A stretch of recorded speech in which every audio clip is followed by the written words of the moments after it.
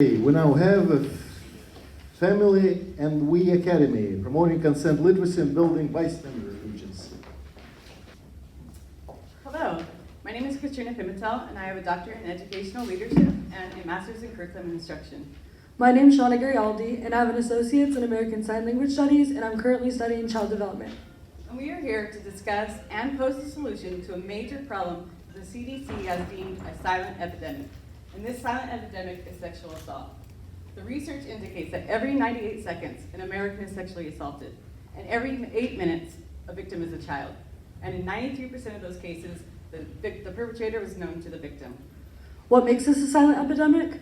Out of the only 20% of sexual assault cases are reported each year to law enforcement. Out of that 20%, only 10% actually reach trial. Meanwhile, victims have to suffer in silence. They are 4 times more likely to abuse drugs, 4 times more likely to develop PTSD, and 3 times more likely to develop major depression, as well as have low self-esteem, a distorted view of sex, and even have suicidal tendencies. So what is exacerbating this problem? If we look at the California Health Education Standards for California, you'll see that sexual health does not begin until 5th grade, when children are about 11 years old. Research indicates that children 11 and under, 35% of them will have been sexually assaulted. This number dumps to 66% for children that are in 6th grade through high school. So much of the apprehension is about the definition of sexual health and what would be taught. But if we look at the definition, sexual health is our physical, mental, and social well-being in relation to sexuality. It's our feelings and emotions towards other people. It's the way we see ourselves, our identity, our self-image, and our genitals. And it's the way we express ourselves, our boundaries, and our wishes. And so what is sex education? It's the exploration of attitudes, values, and beliefs about growing up and practicing to make responsible decision-making needed to make informed choices, be better, more assertive, and better communicators. These are the competencies that we believe children need to learn, and we believe that they need to learn them as soon as possible. So what can be done about it? We want to take the burden off our schools and take the apprehension away from our parents. And we want to create a child and parent group, like a Mommy and Me program, but for families. And it will be titled the Family and We Academy, with our mission would be helping families have open, honest conversations about the human body, relationships, and decision-making. The curriculum will be designed covering 4 competencies, which include body safety education, gender diversity education, healthy relationships, and agentic allies, in order to create consent-literate and agentic bystanders. Our business model, we want this Family Academy to be available to all people, regardless of ability to pay. So we are thinking of a nonprofit organization where we would rely on corporate and community sponsors, donors, and a sliding scale.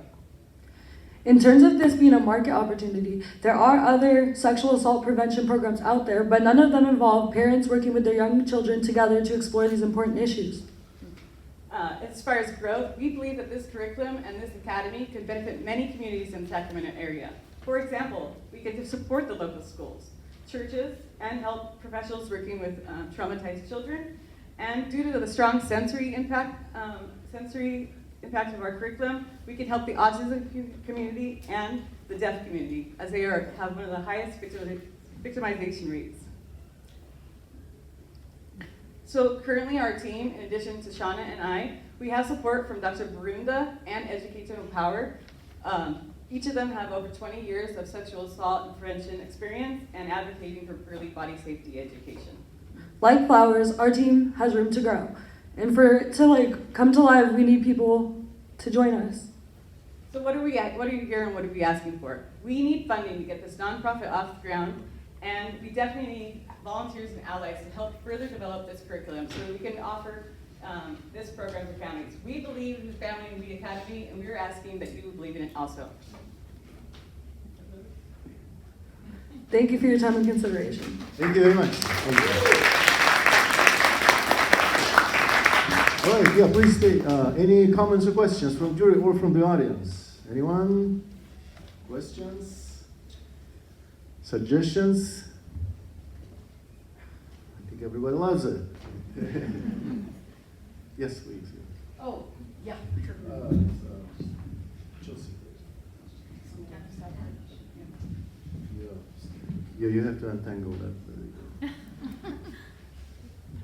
My question is whether you see this as a one-time course or, several courses over time. I see it as an ongoing course that we could meet, like the Girl Scouts meet after school, or earlier in the day for children, for younger children. I want it to be an ongoing experience that can grow as the child gets older as well.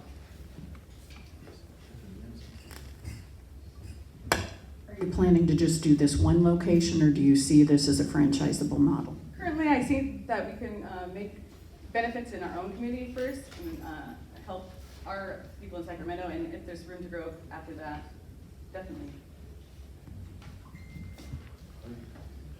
Wonderful. Thank you very much.